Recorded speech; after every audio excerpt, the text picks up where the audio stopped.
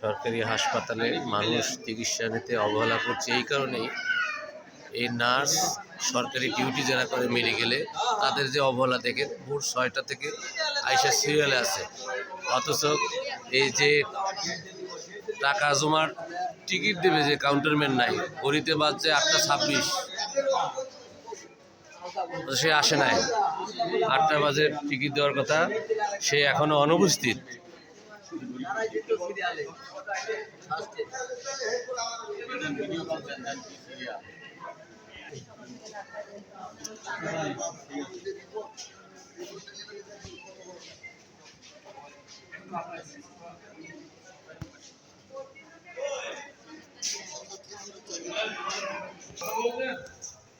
বুঝবেন 10টা বাজে এখানে বসেন, উনি যদি থাকে হেল্প করবে, যদি থাকে